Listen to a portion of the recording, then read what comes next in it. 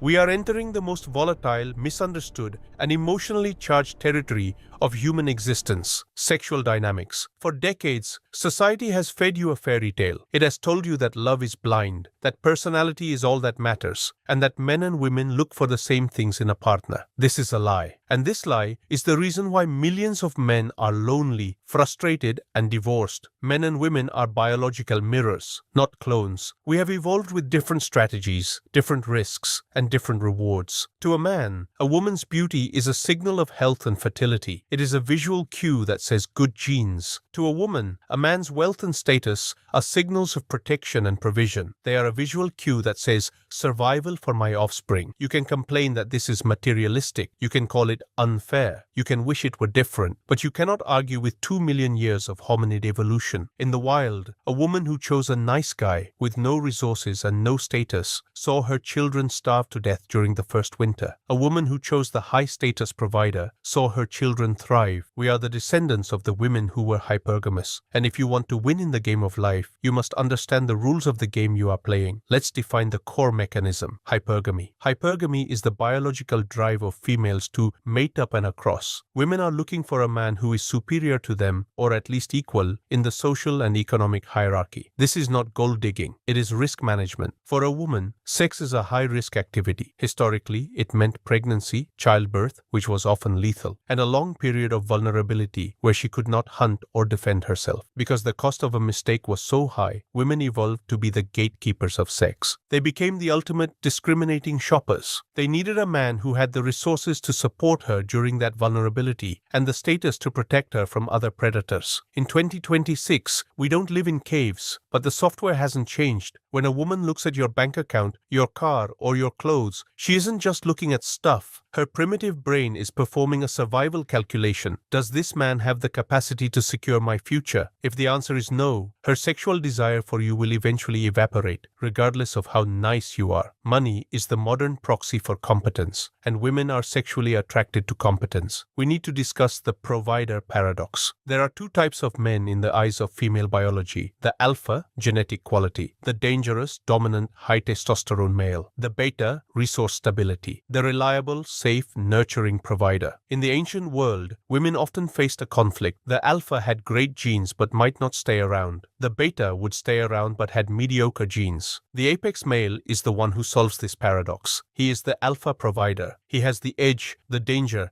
and the status of the warrior, but he also has the resources and the discipline of the king. Most men fail because they choose one extreme. They are either bad boys who end up broke and in jail, or nice guys who end up as wallets on legs. Providers who are used for their resources but are never truly desired. If you are just a wallet, you are vulnerable. The moment a man with more money and more edge appears, you are replaced. To be irreplaceable, you must use your wealth not as a bribe for affection, but as a signal of mastery. Wealth is the evidence that you have conquered the environment. Let's talk about the equality trap. Modern culture pushes equality in relationships. We are partners. We split the bills 50-50. We are exactly the same. On paper, this sounds fair. In the bedroom, it is sexual suicide. Hypergamy requires a status gap. For a woman to feel attraction, she needs to look up at her man. She needs to feel that he is her leader, her protector, and her superior in some meaningful way. When you move to 50-50 equality, you flatten the hierarchy. You become friends. You become roommates. And women do not fantasize about their roommates. A woman wants to be the first lady to a king, not the equal partner to a clerk. This is why, as women become more successful and earn more money, they don't find it easier to find a man. They find it harder, because their hypergamy still demands a man who is above them. If she makes 100K, she wants a man who makes 300K. If she makes 1 millimeter, she wants a billionaire. This is the lonely success of the modern woman. But for you, as a man, this is your ultimate opportunity. As the average man becomes softer, poorer, and more equal, the man who builds wealth and maintains his dominance becomes a rarity. You become a 1%er in a world of 50-50ers. The market value of a high-resource, high-status man has never been higher. We must address money as a signal of mental health. Wealth is not just about the numbers. It is about the traits required to acquire it. To build a successful business business, like the ones we discuss in the protocol 260. You need discipline, intelligence, risk tolerance, emotional regulation, delayed gratification. These are the same traits that make you a good father and a stable partner. A woman isn't just attracted to the money, she is attracted to the machine that makes the money. She knows that if the house burns down, the man who built it once can build it again. He is anti-fragile. The man who inherited money or won money doesn't have the same attraction. He has the fuel, but he doesn't have the engine. This is why you must build your wealth, not just possess it. The process of the hunt is what creates the aura of the predator. If you are lazy and comfortable, no amount of money will make you attractive. You must be the active hunter. Let's look at the economic filter of dating. Women use tests to see if a man has resources. The expensive date test, the gift test, the lifestyle test. The nice guy gets angry at these tests. She's so superficial. She only wants me for my money. The apex predator sees these as competence audits. She's checking to see if you are a producer or a consumer. However, there is a secret. The man with the most money doesn't always win. The man with the most potential and trajectory often does. A woman will choose a man who is broke but has a clear, aggressive plan to conquer the world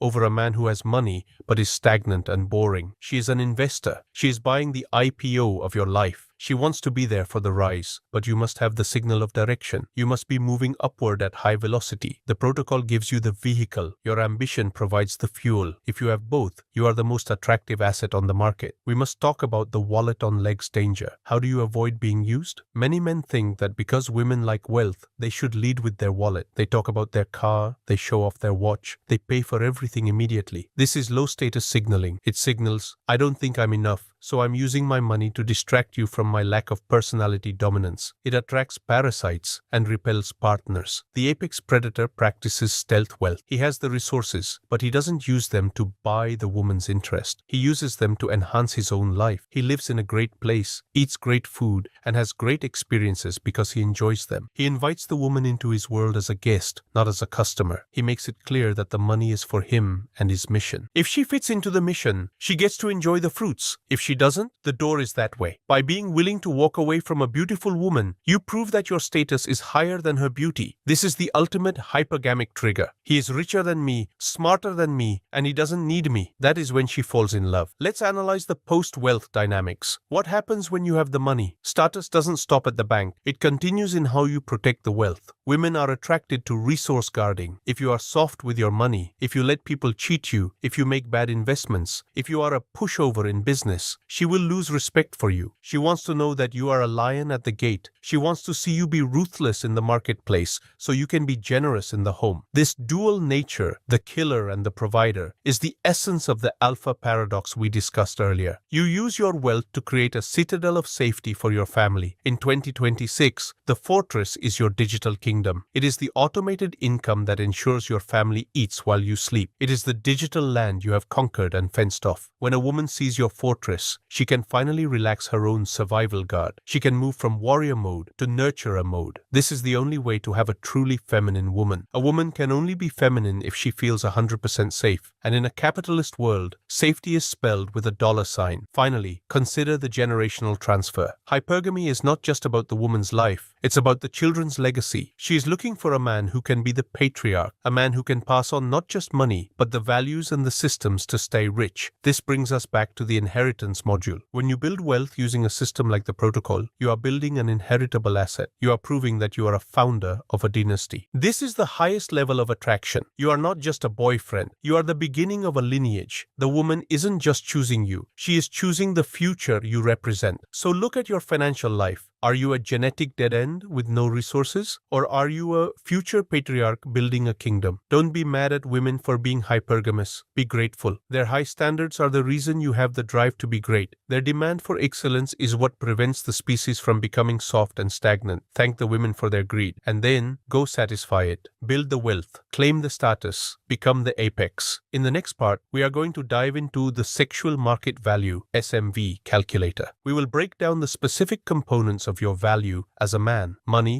status, looks, and game, and show you how to optimize the weighted average to dominate the market. We move from biology to market analytics. We have established the biological foundation. Hypergamy is a survival instinct, not a moral failing. Women look up, and as a man, you must be up to be truly desired. Now we must look at the marketplace. Like any market, the stock market, the real estate market, the commodity market, the dating world operates on the laws of supply and demand. Every individual has a sexual market value, SMV. This is the price the market is willing to pay for your presence, your commitment, and your genes. The tragedy of the modern male is that he has no idea what he is worth. He's like a man sitting on a gold mine who thinks he's a beggar, or more often, he's a man with zero assets who thinks he's a billionaire. We are going to perform a cold market audit. We are going to break down the SMV curves of men and women, explain why the sexual prime is a trap for the unprepared, and show you how to build your value so that by the time you hit 35, you are the most valuable asset in the room. If you understand the graph, you can win the game. If you ignore the graph, you will be liquidated by the market. Let's analyze the divergent value curves. The SMV of a woman is primarily tied to youth and beauty. These are signals of high reproductive potential. Because these are biological and time-bound, a woman's value peaks early, usually between the ages of 18 and 24. It is a depreciating asset in terms of raw market demand. The SMV of a man is tied to provision, status, and competence. These are signals of resource stability and environmental mastery. Because these take time to build, a man's value peaks much later, usually between the ages of 35 and 45. This is the great asymmetry. At age 20, the average woman is a celebrity. She has infinite options and zero responsibility. At age 20, the average man is invisible. He has no money, no status, and no power. Most young men get depressed here. They see the girls they want going for the older, richer men, and they give up. They become involuntary celibates or simps who beg for crumbs. The apex predator understands that he is a growth stock. He knows that while the 20-year-old girl is at her peak, he is just getting started. He doesn't waste his time chasing the peak. He spends his time building the mountain. He knows that if he stays on the trajectory, if he builds the wealth, the body, and the mind, the market will eventually flip in his favor. By age 35, the invisible man becomes the desired man. The power dynamic shifts 180 degrees, but this only happens if you do the work. Let's break down the components of male SMV. Unlike female value, which is largely factory settings, male value is crafted. You are the architect of your own price tag. Male SMV is a weighted average of 4 pillars. Resources, 35%. Your bank account, your assets, your ability to provide safety. This is the engine of your value. Status, 30%. Your social standing, your network, your reputation. Who knows you? Who respects you? Looks, 20%. Your fitness, your style, your hygiene. This is the packaging. If the packaging is trash, no one will open the box to see the resources. Game character, 15%. Your ability to communicate, your confidence, your edge. This is the salesman. The nice guy focuses 100% on pillar 4, being nice, and wonders why he loses. The gold digger hunter focuses 100% on pillar 1 and wonders why he is used. The apex predator optimizes all 4. He uses the protocol 260 to maximize pillar 1 and 2, wealth and status. This creates the mass of his value. He hits the gym to maximize pillar 3, and he studies psychology to master pillar 4. When you have all 4, you create gravity. You don't have to chase anymore. The market comes to you. We must discuss the competence premium. Why is wealth so heavily weighted? Because in a capitalist society, wealth is the ultimate evidence of problem solving. A man with $10 million didn't just find it. He solved a problem for the world that was worth $10 million.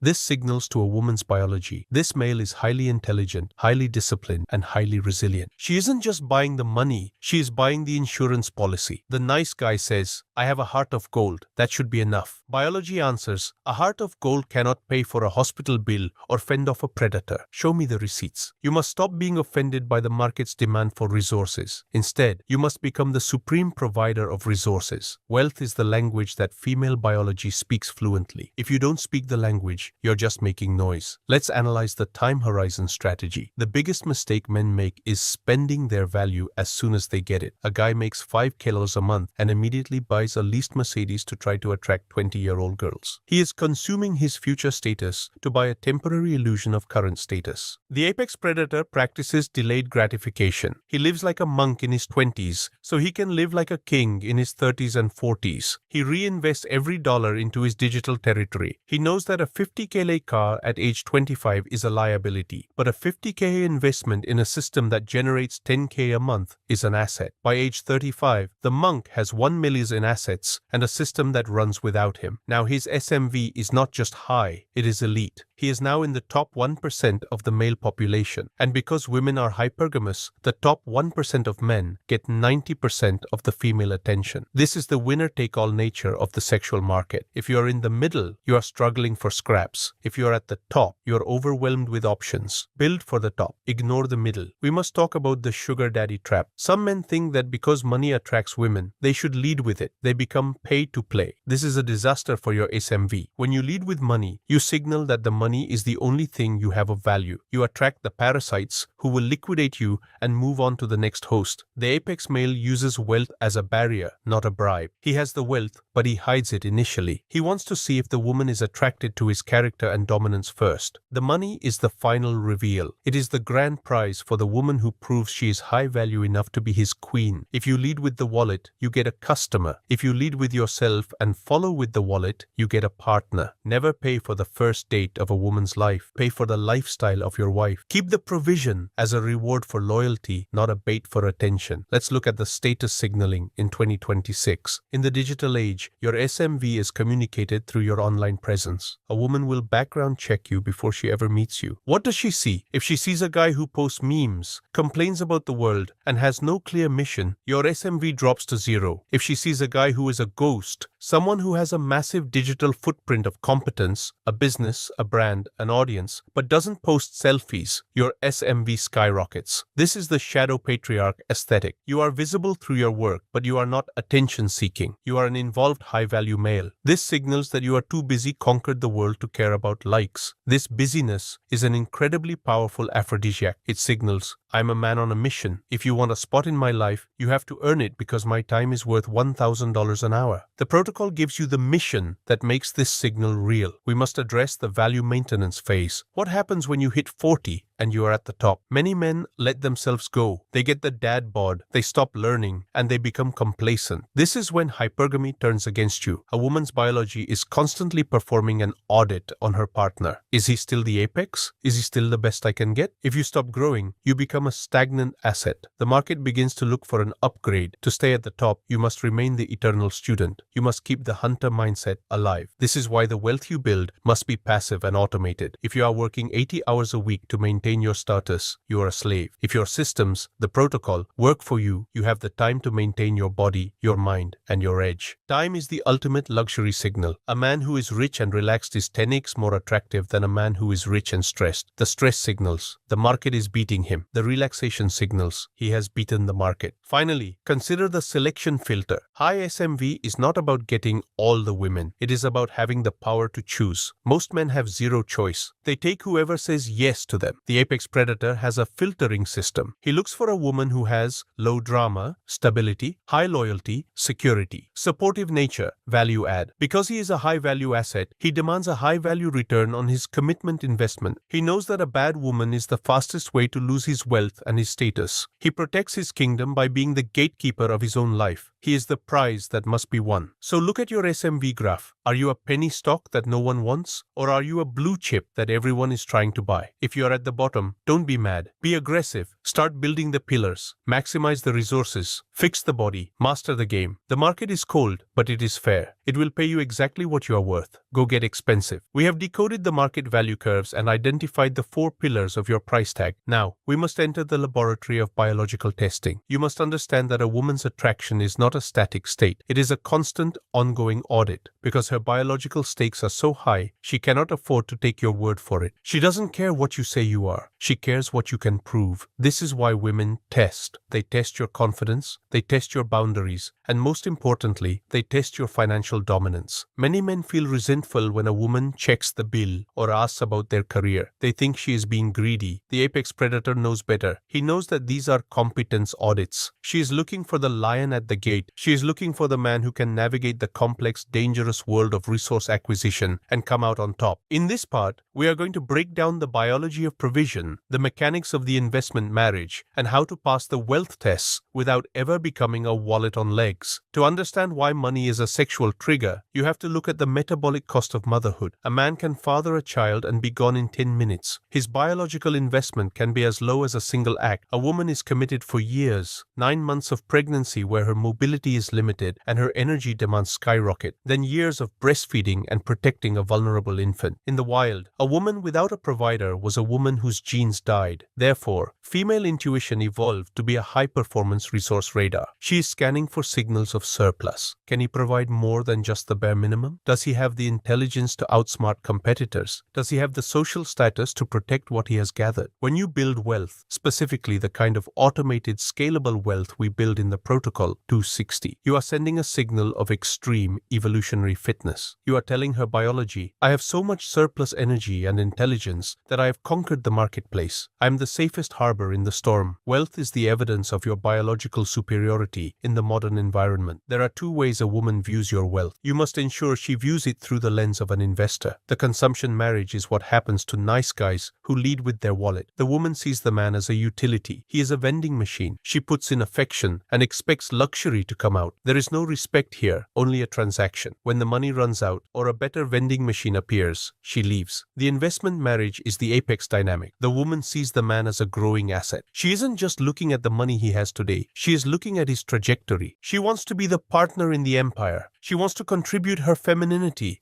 her support, and her loyalty to help him grow the kingdom, because she knows that as he wins, she wins. To trigger the investor mindset, you must lead with your mission, not your money. You don't say, look at my expensive watch. You say, I'm building a global infrastructure that will change how this industry works, and nothing will stop me. The money is just the byproduct of the mission. When a woman falls in love with the mission, she becomes loyal to the man. When she falls in love with the money, she is only loyal to the lifestyle. Women will test your financial spine. They want to see if you are the master of your money, or if the money and the woman is the master of you. In the expensive demand, she might suggest an incredibly expensive restaurant or a luxury gift early on. The nice guy pays immediately because he's afraid of looking broke. He fails. He has signaled that he can be manipulated by his ego. The apex predator handles it with frame control. That's a great restaurant, but I have a rule about keeping first dates simple. We're going to my favorite local spot instead. You have signaled that you have resources, but you also have standards. You do not pay for attention. You are the leader of the interaction. This is 10x more attractive than a $500 dinner. In the ambition check, she will ask, what do you do? Most men answer with their job title. I'm a mid-level manager. The apex answers with his impact. I run a system that automates logistics for small businesses. I'm currently scaling it to 20 new territories. You are describing a dynamic process, not a static position. You are showing her that your ceiling is non-existent. This triggers hypergamy because it suggests that your future value is infinitely higher than your current value. We talked about the alpha provider paradox. Wealth provides the safety, but it can often kill the excitement. The boring rich guy is a cliche for a reason. He becomes so focused on the resources that he loses his edge. He becomes predictable. He becomes a servant to his own wealth. To remain the apex, you must maintain dangerous safety. Your wealth is the fortress, but you are still the warrior who lives inside it. You must keep your hunter instincts sharp. Continue to take risks in business. Continue to challenge yourself physically. Never let the comfort of your resources soften your character. If she sees that you are willing to risk it all for a higher goal, she remains sexually attracted to you. The moment she thinks you are settled and safe, she moves you from the lover category to the provider category. You must never be fully tamed. Your wealth should be an amplifier of your freedom, not a set of golden handcuffs. In the wild, an alpha male doesn't just gather resources, he defends them. A woman is watching how you handle your money in the world. If she sees you get cheated by a contractor, or if she sees you making emotional, panicked investment decisions, her survival guard goes up. She stops trusting your leadership. She needs to see that you are ruthless with the world and generous with the family. This is resource guarding. You must be the smartest person in the room when it comes to your kingdom. This is why mastering the technical side of your business, the systems, the algorithms, the leverage, is a sexual act. When you use the Protocol 260 to outsmart the competition, you are winning the war for your family. When she sees you dominate the marketplace, she can finally surrender in the bedroom. Competence is the ultimate aphrodisiac. As you build wealth, your lifestyle will naturally improve. But you must be careful not to create a spoiled environment. If you give a woman everything for free, you destroy her incentive to be a value add in your life. You create a parasite dynamic. The apex male maintains a meritocratic household. The resources are there, but the luxury is a reward for loyalty and support. We are going on this luxury trip because you have been an incredible partner and helped me stay focused during this launch. Now the wealth is a tool for reinforcing the bond. It is not an entitlement. You must be the gatekeeper of the high life. If she feels she owns the lifestyle regardless of how she treats you, you have lost the hierarchy. And once you lose the hierarchy, hypergamy will start looking for a new top. Finally, you must realize that a woman is looking at your wealth as a foundation for the next generation. She is asking, if I have children with this man, will they be princes or paupers? She wants to know that you have the vision of the founder. This brings us back to the inheritance module. When you talk about your 500-year plan or your family trust, you are speaking directly to her deepest biological soul. You are promising her the one thing no nice guy can promise: genetic continuity and social elevation. You are promising her that her children will be the apex of their generation. This is the grand slam of attraction. You have the genes, the resources, and the vision. Stop feeling guilty for wanting to be rich. Stop listening to people who say money doesn't buy love. Money doesn't buy the emotion of love, but it buys the conditions under which love and attraction flourish. It buys the safety that allows a woman to be feminine. It buys the time that allows you to be a present father. It buys the health that keeps your genetic capital high. Wealth is the armor of the bloodline. Your mission tonight is to look at your financial trajectory. If you are not on a path to conquest, you are failing your biological duty. You are leaving your future wife and children vulnerable to the predators of the world. Wake up the hunter. Build the fortress. Pass the test. We have reached the final stage of the sexual market strategy. You understand the biology of hypergamy, the trajectory of your market value, and the necessity of passing the competence audits. Now, we must discuss the end game. Most men build wealth and then immediately hand the keys of their kingdom to the first beautiful woman who shows interest. They treat marriage as a finish line rather than a strategic alliance. This is how empires fall. The apex predator does not build a fortress just to leave the gate unlocked. He understands that as his wealth grows, his risk profile changes. He moves from acquisition mode to protection and selection mode. He refuses to be a victim of the divorce machine or the parasite trap. He uses his status to dictate the terms of his life. The first rule of the high-status exit is the rejection of desperation. Most men operate from a position of scarcity. They think, I'm lucky she likes me. The apex predator operates from abundance. He knows that a man who has built a digital kingdom using the protocol 260 is a rare and precious asset. He is the 1%. He understands that there are millions of beautiful women, but very few sovereign men. This shift in perspective is the ultimate power move. When you truly do not need her, you are finally in a position to lead her. If you are afraid to lose her, she owns you. If you are willing to walk away, you own the frame. This is the only way to maintain the status gap that keeps hypergamy satisfied. We must address the legal fortress. In 2026, the state is often a silent partner in your marriage, waiting to liquidate 50% of your assets if things go wrong. The apex male is not a romantic fool. He is a realist. He protects his digital territory. He uses trusts, prenuptial agreements, and corporate structures to ensure that the wealth he built stays in the bloodline. He communicates this early and clearly. If a woman is offended by your desire to protect your kingdom, she is signaling that she is an